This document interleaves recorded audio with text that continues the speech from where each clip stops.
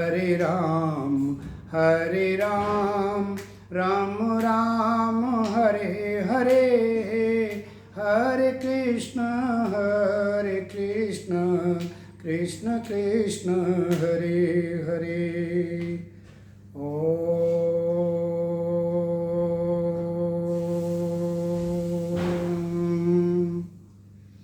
परम पूज्य गुरुदेवाय नमः। ओम श्री परमात्मने नमः। जय जय सभी देवों, ऋषियों मुनियों, जय जय योगियों महायोगियों। आप सबको चरणों में कोटि कोटि चरण स्पर्श। ओम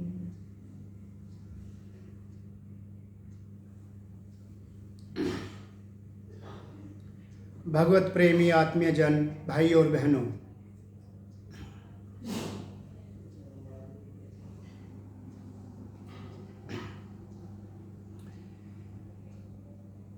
पिछले सत्संग में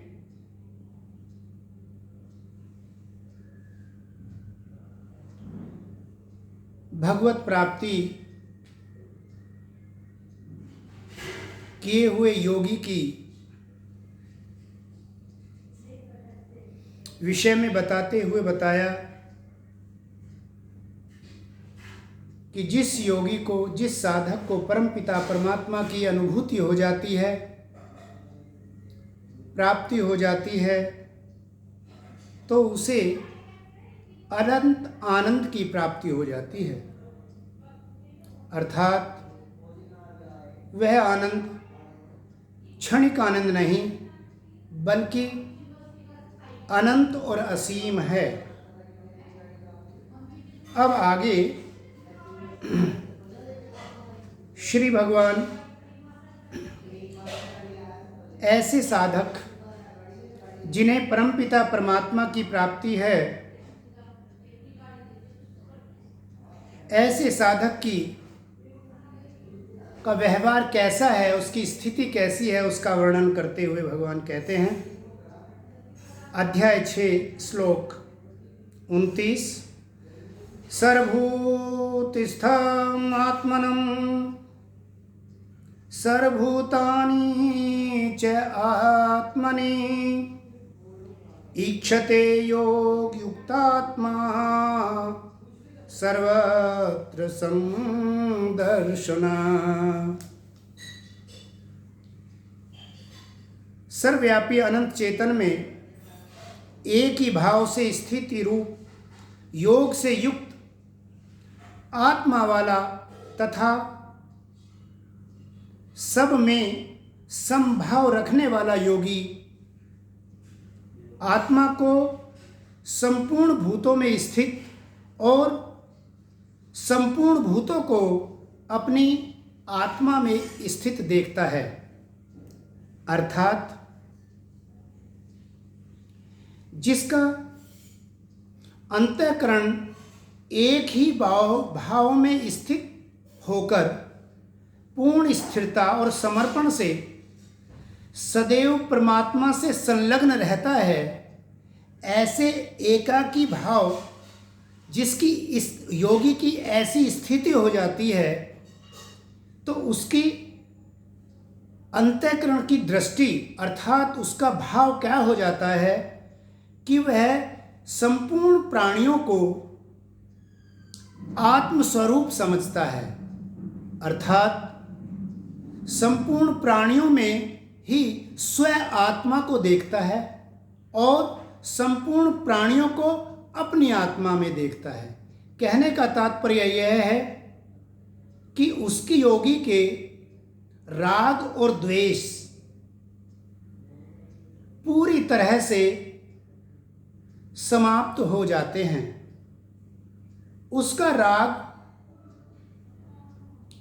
उसका राग केवल और केवल एक सच्चिदानंद घन परमपिता परमात्मा के सिवा और किसी में नहीं रहता।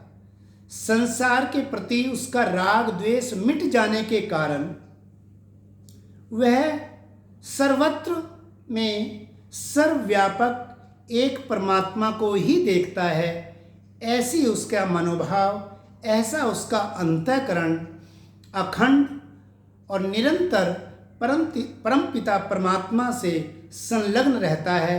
इसलिए वह संसार में अब ना काहू से दोस्ती, ना काहू से बैर, जब राग द्वेष ही नहीं है तो वो सर्वभूतों में केवल और केवल अपने परमपिता परमात्मा को ही देखता है। ऐसी स्थिति ज्ञान योगी की है, ध्यान योगी की है, सांख्य योगी की है। अब परमात्मा भक्ति योग की बात कर रहे हैं। देखिए, सांख्य योगी में या ज्ञान योगी में आत्मा ही परमात्मा, परमात्मा ही आत्मा, अर्थात अभेद दृष्टि रहती है, अद्वैतवाद रहता है। वहाँ दो नहीं होते, भक्त और भगवान दो नहीं होते, अपितु एक होते हैं। तो जब उनकी अनुभूति हो जाती है परमात्मा की, तो उसकी दृष्टि सम हो जाती है। उनका जो समत्व योग है उसमें वो परिणित हो जाते हैं, उसमें स्थित हो जाते हैं। लेकिन भक्त में क्या होता है, भक्त अपने से अलग भगवान को मानता है। यहाँ द्वैतवाद है, एक तरफ भक्त है और एक तरफ भगवान। तो उसी भक्त योगी की अंतिम स्थिति और उसके सर्वत्र भगवत दर्शन का वर्णन करते हुए प्रभु अब कहते हैं, यो मा पश्यति सर्वत्र सर्वं च मयि पश्यति तस्याहं न प्रणश्यामि स च मे न प्रणश्यति।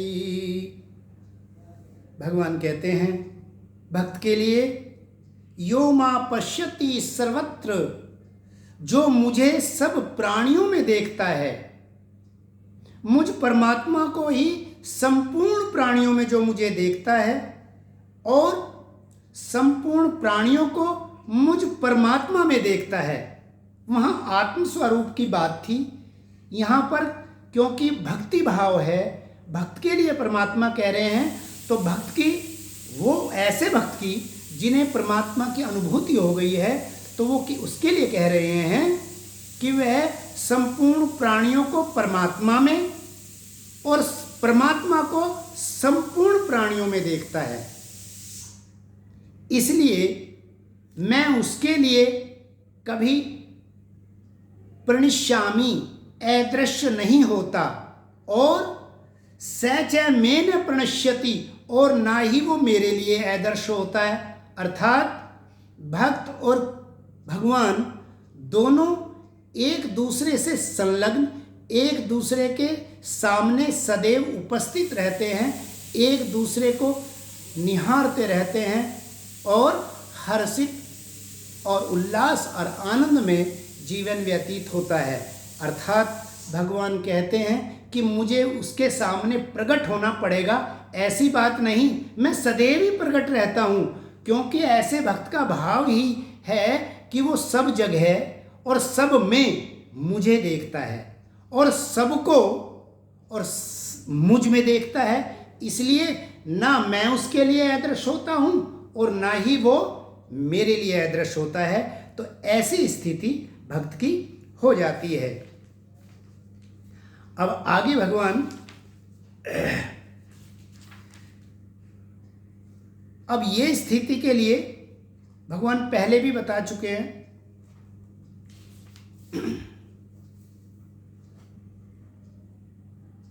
कि जिसका मन चित्त बुद्धि सहित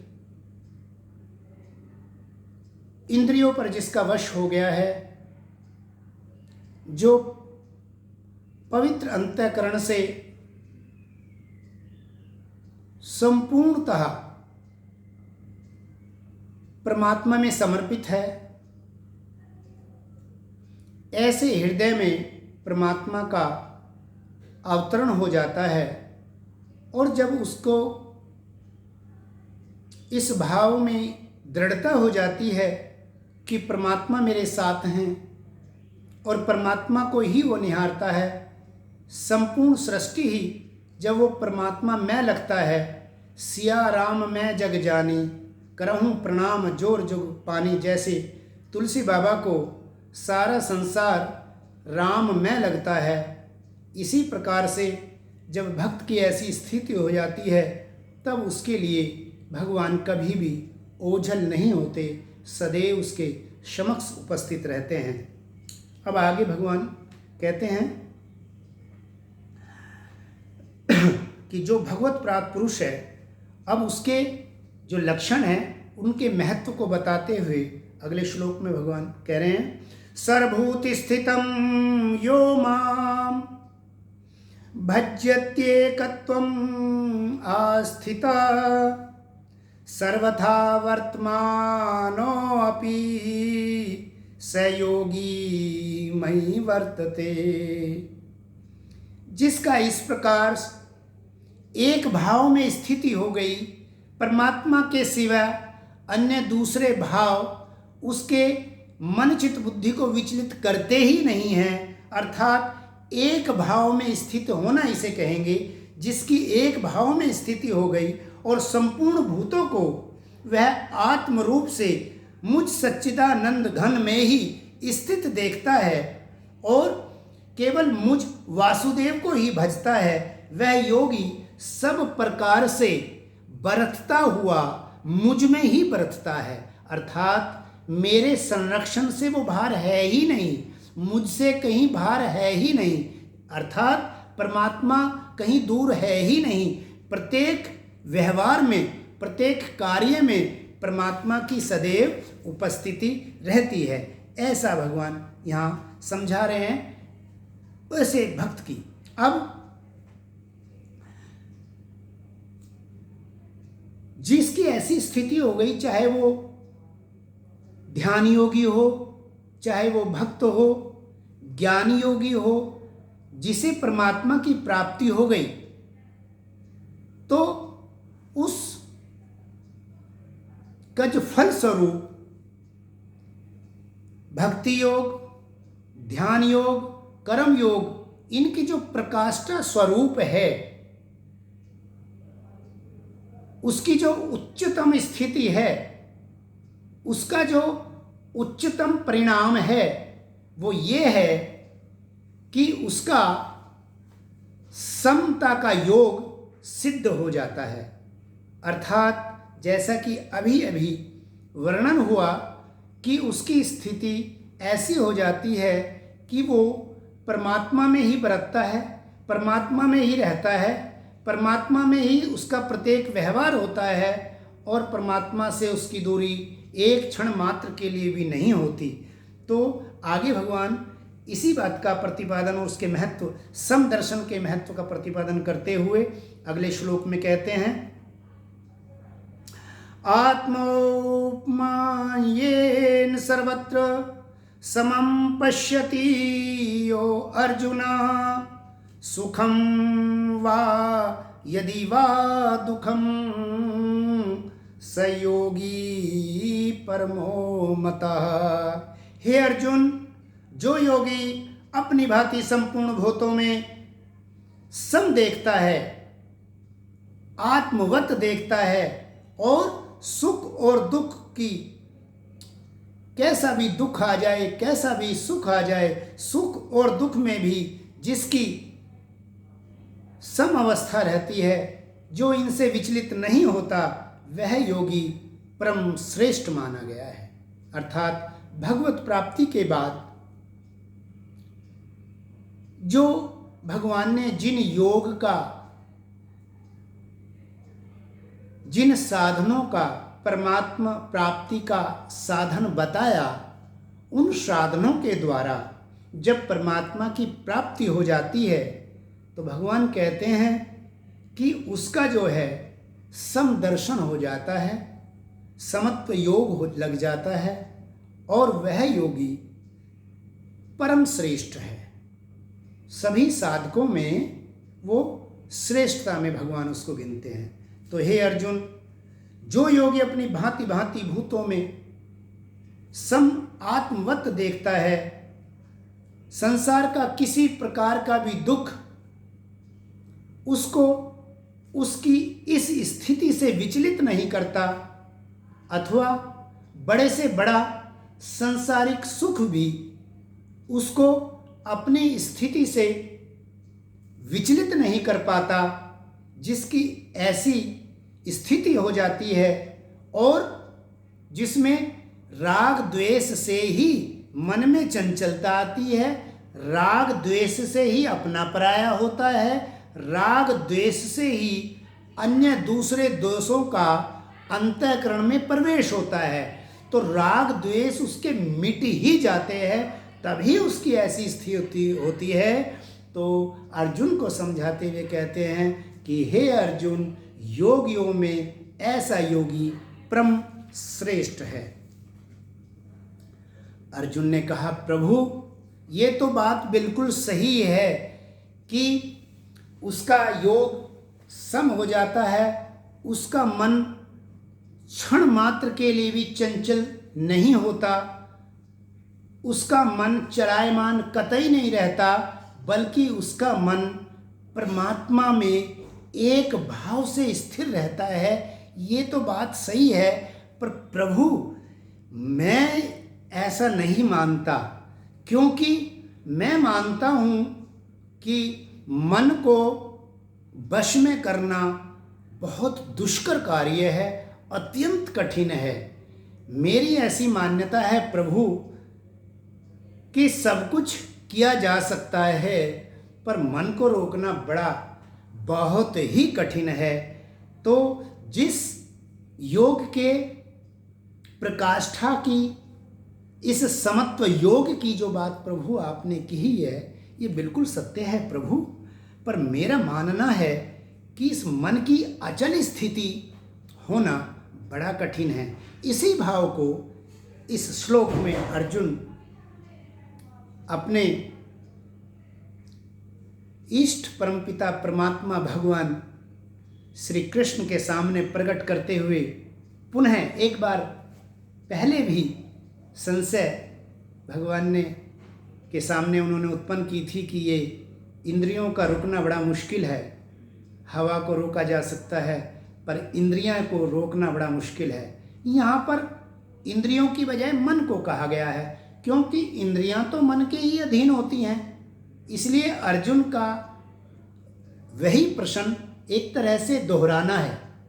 तो यहाँ कहते हैं, योऽयं योगस्त्वया प्रोक्तः साम्येन मधुसूदना एतस्याहं न पश्यामि चंचलत्वा स्थितं स्थिराम। अर्जुन बोले, हे मधुसूदना,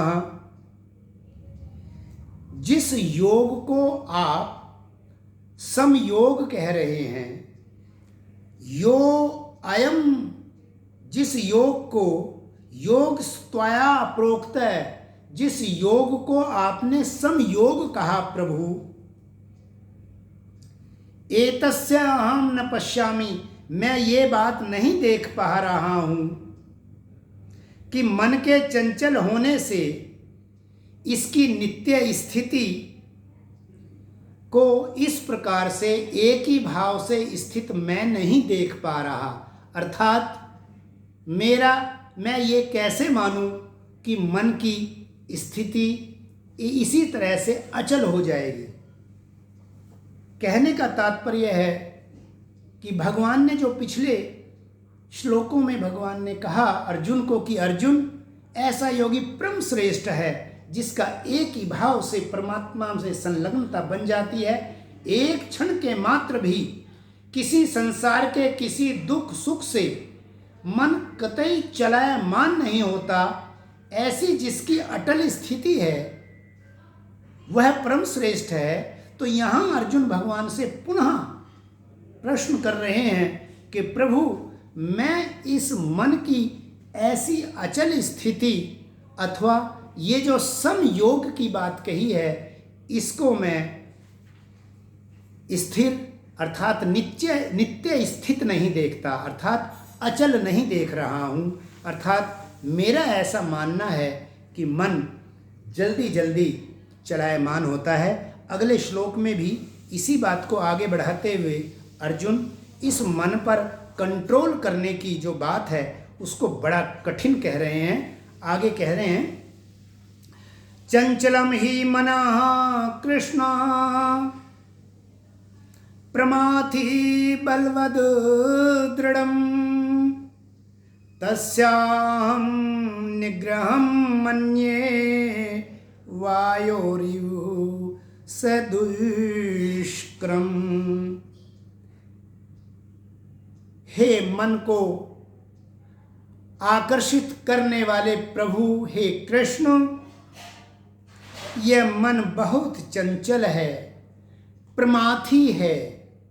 पहले भी कह चुके हैं दूसरे श्लोक में कि ये इंद्रियां प्रमाथवी स्वभाव वाली हैं, अर्थात जबरदस्ती मन को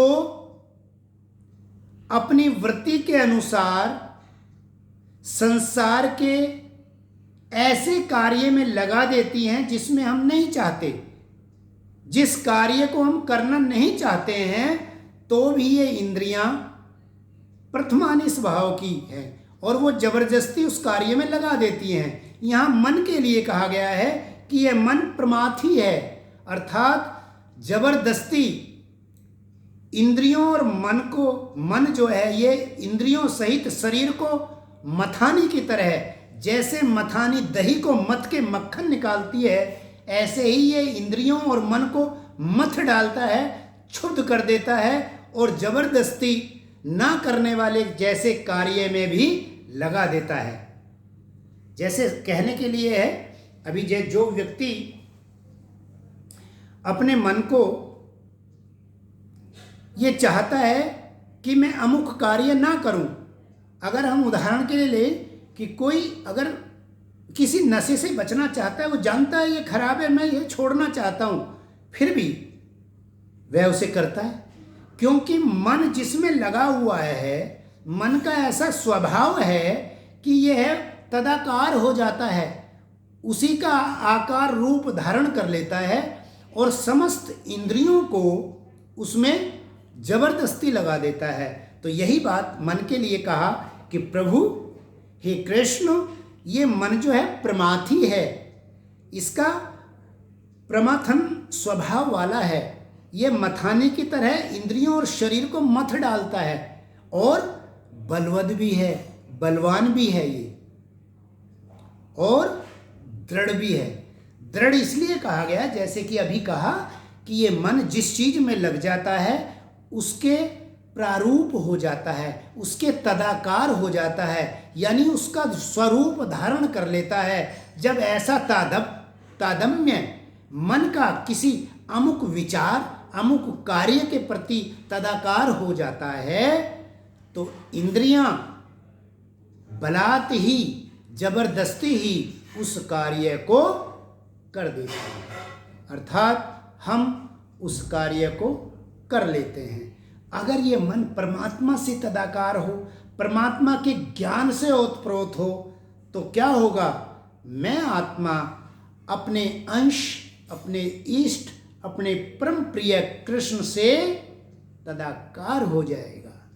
यही बात लेकिन यहाँ पर अर्जुन भगवान से चंचलता के लिए कह रहे हैं कि यह बड़ा बलवान है, और ये क्योंकि ये तदाकार हो जाता है इसलिए यह दृढ़ भी है, इसका दृढ़ संकल्प है।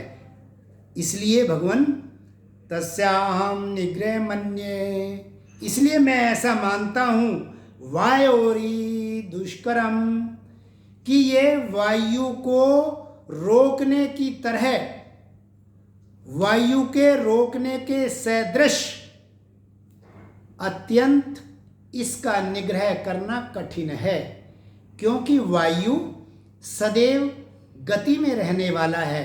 वायु का स्वभाव सदैव चंचल है, गति करने वाला है। वायु की तरह जैसे वायु को रोकना कठिन है, उसी प्रकार से मन का निग्रह करना, मन का निरोध करना, चित्त का निरोध करना भी उसी प्रकार से वायु को रोकने की भांति, वायु को रोकने के सदृश यह बड़ा कठिन कार्य है। ऐसा भगवान के समक्ष अर्जुन अपना भाव प्रकट करते हैं। अब यहाँ पर पिछले श्लोक में मधुसूदन कह के श्री भगवान को अर्जुन ने अपने मन के चंचल होने की बात कही और ये बताया कि प्रभु ऐसी अचल स्थिति मन की मैं नहीं मान पा रहा है, मेरा मन नहीं मान रहा है, मेरा अंतरात्मा भी इस बात को नहीं मान रहा है। कहने का मतलब वो अपने आप को श्री भगवान, अपने इष्ट, अपने गुरुदेव के सामने अपने आप को प्रकट कर रहे हैं कि प्रभु अभी मेरे मन की जो अचल स्थिति अभी नहीं है। ऐसा भाव भगवान के सामने प्रकट कर रहे हैं और यहाँ कह रहे हैं कि इस मन को वायु की तरह, जैसे वायु को रोकना कठिन है, वैसे ही मन का निग्रह करना, मन का रोकना बड़ा कठिन है। ऐसा भगवान के सामने अर्जुन ने कहा है। और वहाँ मधुसूदन कहा क्योंकि तुम मधु जैसे अजित राक्षस के संहार करने वाले हो प्रभु। और यहाँ पर कृष्ण कहा अर्थात उनकी अहेतु की कृपा को याद दिलाते हैं प्रभु कि आप तो बिना कारण के ही अकारण सब पर कृपा करने वाले हो और अपने प्रिय भक्तों का चित्त को आकर्षित करके उन्हें अपनी ओर आकर्षित करने वाले हो, अपने धाम में ले जाने वाले हो। प्रभु अपनी भक्ति का प्रदान करके उनके चित्त को आकर्षित करके अपनी भक्ति को, अपने आनंद को उनके ऊपर वर्षा करने वाले ही प्रभु हो। इसलिए भगवान को यहाँ उन्होंने कृष्ण कहा कि हे कृष्ण, ये मेरा मन निग्रह होने वाला नहीं है, ये बड़ा दुष्कर मुझे लगता है। तो प्रभु कहने का तात्पर्य यहाँ भाव यह है अर्जुन का कि अपने भगवान के प्रति, गुरु के प्रति वो अपना समर्पण भाव कर रहे हैं और साथ के साथ ये भी बता रहे हैं कि आप भक्तों के चित्त को आकर्षित करके उन्हें सद्मार्ग पर लगाने वाले हो प्रभु। ऐसा प्रार्थना में भगवान से वो अंतः इस भाव के पीछे एक प्रार्थना भी भगवान से कर रहे हैं। तो भगवान भी तो अपने भक्त के सामने द्रवित होने वाले हैं, वो भी भगवान भी तो अपने भक्त को देख के पानी पानी होने वाले हैं। अगर भक्त की आंख से एक आंसू होता है तो प्रभु की आंखों से भी प्रेम आश्रु की धारा बह उठती है, जिसमें वो अपने समस्त प्रेमी भक्तों को पूरी तरह से ओत प्रोत करके नहला देते हैं। तो ऐसे मेरे प्रभु तुरंत अर्जुन को जवाब देते हुए कहते हैं, श्री भगवान उवाच। भगवान कह रहे हैं अर्जुन आप बिल्कुल ठीक कह रहे हो, मन जरूर ऐसा है, लेकिन ये जो मन, चित्त, बुद्धि, अहंकार और ये समस्त इंद्रियों सहित साकार, दसों इंद्रियों सहित यह पूर्ण शरीर भगवान की सेविका महामाया के ही तो अधीन है। प्रभु के जरा इशारे मात्र से ही यह मात्रवत साधकों के लिए साधन का रूप बन जाती हैं, सहायिका बन जाती हैं। इसीलिए तो इनको मात्रवत होकर भक्त नमस्कार करते हैं, इसीलिए तो इन्हें सीता में, राधा में मानते हैं, परमात्मा की अंतरंग शक्ति के रूप में इनको मानते हैं। इसीलिए अर्जुन ने कहा है कि हे कृष्ण, हे कृष्ण, हे कृष्ण, अंतःकरण को आकर्षित करने वाले दया में अकारण प्रभु। तो क्या कहा प्रभु ने, असंशयं महाभावो मनोर्दुर्निग्रहं चलम् अभ्यासेन तु कौन्तेय वैराग्येन च गृह्यते। प्रभु ने कहा कि हे अर्जुन, हे महाभावो, प्रभु ने पुनः अब यहाँ रिपीट किया, महाभावो, हे लंबी भुजाओं वाले, अर्थात असंख्य वीरों में उत्तम वीर, हे महाभाव, निसंदेह मन चंचल है और कठिनता से वश में होने वाला है। बड़ा कठिनता से ये वश में होता है, परंतु हे कुंती पुत्र, यह अभ्यास और वैराग से वश में हो जाता है। प्रभु यकीन दिला रहे हैं अर्जुन को। दया में भगवान अपने सभी समस्त भक्तों को अर्जुन के माध्यम से ये विश्वास दिला रहे हैं कि बार बार अभ्यास से, जैसे कि शुरू में ही भगवान ने कहा कि मन जब इधर उधर भागता है तो बार बार इसे खींचकर अपने लक्ष्य पर लगाना है। ध्यान योग के चर्चा में श्री भगवान ने कहा है कि जब मन इधर उधर भटके तो क्या करें कि इस मन को बार बार खींचो और अपने लक्ष्य पर लगाओ। ऐसा उपाय भगवान बता चुके हैं। तो ये अभ्यास करना है, मन जाएगा, मन का स्वभाव है। मन एक हमारी आत्मा की तरंग स्वरूप है। यह आत्मस्फुरणा से सजीव की भांति कार्य करता है। ये जाएगा जरूर, लेकिन प्रभु कह रहे हैं कि तू अभ्यास कर। कौन सा अभ्यास? कि बार बार इसे खींचकर मुझ में लगा, अर्थात अपने लक्ष्य पर लगा। दूसरे, वैराग। वैराग के लिए भी शास्त्रों में बहुत सारे उपाय हैं। कुछ उपाय इस प्रकार से हैं वैराग के लिए कि परमपिता परमात्मा सर्वत्र हैं, सब कुछ है, ऐसा उनको मानना चाहिए कि भगवान के सिवा और कुछ है ही नहीं। और श्रद्धा भक्ति के साथ बुद्धि में धैर्य रख के परमात्मा के स्वरूप का हमें चिंतन करें। हमें ये अभ्यास में हमारे सहायक रहेगा। भगवान की बार बार मानसिक पूजा करें, बार बार मन को भगवान में लगाएं। ये भी एक अभ्यास का तरीका है। शास्त्रों में जो उपदेश दिए हुए हैं उनके प्रति श्रद्धा भाव रखना और बार बार उनको मनन करना, इससे भी भगवान में ये अभ्यास होता है। श्रद्धा भक्ति पूर्वक भगवान से संबंधित उनकी गुणों और लीलाओं को सुनना, ये भी हमें हमारे अभ्यास को दृढ़ करता है। इस प्रकार से ये मन की चंचलता को नाश करता है। और वैराग्य के लिए भी ऐसे ही है। भाई, संसार में जब हम किसी के मृत्यु उपरांत उसके पीछे पीछे चलते हैं शमशान जाने के लिए, तो एक क्षणिक वैराग होता है। तो हमें ध्यान रखना चाहिए कि हमारी भी यात्रा बस इसी मुकाम तक है। इस शरीर की यात्रा इसी मुकाम तक होने वाली है और मुझ आत्मा को निरंतर परमात्मा में ही लगना है। तो अपनी उस निरंतरता को और शरीर की इस क्षण भंगुरता को जब इस भाव से याद करते हैं तो मन वैराग होता है। दूसरे, संसार में और भी हमें देखते हैं, पुरानी खंडर बिल्डिंगों को देखते हैं, हम देखते हैं तो ये कभी कितनी बुलंद रही है, आज ऐसा खंडर पड़ा है।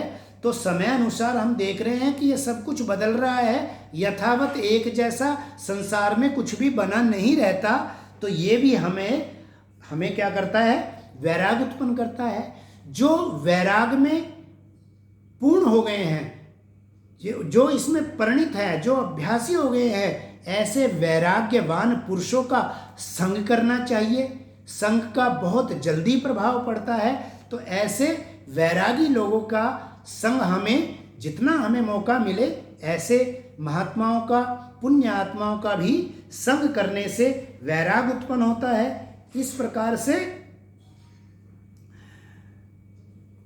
अभ्यास और वैराग्य के द्वारा मन की चंचलता को मिटाने के लिए भगवान अर्जुन को बता रहे हैं कि कठिन जरूर है, पर अभ्यास से और वैराग्य से इस प्रकार से ये मन वश में हो जाएगा और तुम इस समत्व योग को, जो कि समस्त योग, जैसा कि पहले भी कहा कि चाहे वो ध्यान योग हो, कर्म योग हो, सांख्य अथवा ज्ञान योग हो, भक्ति योग हो, जिस भी योग से हम परमपिता परमात्मा को अंतःकरण में अनुभूत करते हैं, प्राप्त कर लेते हैं, परमात्मा से हमारा संसर्ग हो जाता है, योग लग जाता है, तब जो है यह है समदर्शन की, समता की, समत्व योग उच्यते।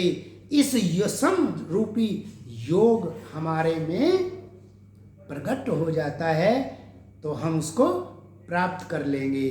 तो भगवान ने इसका उपाय भी बताया। आज के लिए इतना ही। तो आज के सत्संग में जो हमें अपनी दृढ़तापूर्वक धारणा करनी है वह यह करनी है कि हम जब मन चंचल होता है, मन इधर उधर जाता है, तब बार बार हम इसे दृढ़ता से अपने लक्ष्य में लगाना चाहिए। बार बार भक्ति के जिस भक्ति में हम लगे हैं, जिसकी हमने दृढ़ता की है, संकल्प को बार बार दोहराएं और इसका अभ्यास करें। अगर ऐसा नहीं, देखिए कई बार ऐसा होता है हमने व्रत लिया, अरे भाई आज एकादशी है और मैं अमुक अमुक प्रकार से इसका व्रत रखूँगा, एकादशी व्रत करूँगा। अब कभी कभी ऐसा हो जाता है कि एकादशी दिमाग में रही नहीं और हमने प्रसाद पा लिया घर में। अरे भाई अब क्या हुआ, ये तो मेरा व्रत टूट गया, चलो अब तो टूट गया, ले आओ थाली भर के। नहीं नहीं भाई, टूट गया तो भगवान कह रहे हैं तो कोई बात नहीं, वह असल में टूटा नहीं, कोई बात नहीं, जो खा लिया हो गई, लेकिन याद आया ना, मुंह में रखते ही ग्रास के थोड़ा सा खाते ही याद आ गया तो कोई बात नहीं। अब आगे से पुनः एकादशी का व्रत कीजिए, जो दिन अभी शेष है अब इसमें कुछ ना खाएं पिएं, इसी को परमात्मा के निमित्त माने। और जब हम परमात्मा का ध्यान करते हुए रहे हैं तो इसी को एकादशी में पाने वाला प्रसाद समझ लें और अपने इस अभ्यास को, क्यों से को, जो कि हमने व्रत लेने की बात की है, तो अपने को इसे पूर्ण करें। कहने का मतलब अब तो ये टूट गया जी, अब इस पे क्यों चले, नहीं नहीं, भगवान यही कह रहे हैं अभ्यास करें।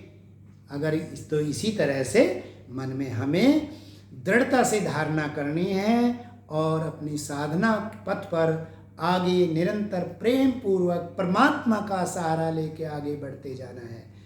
प्रेम से बोलिए सच्चिदानंद भगवान की जय। ओम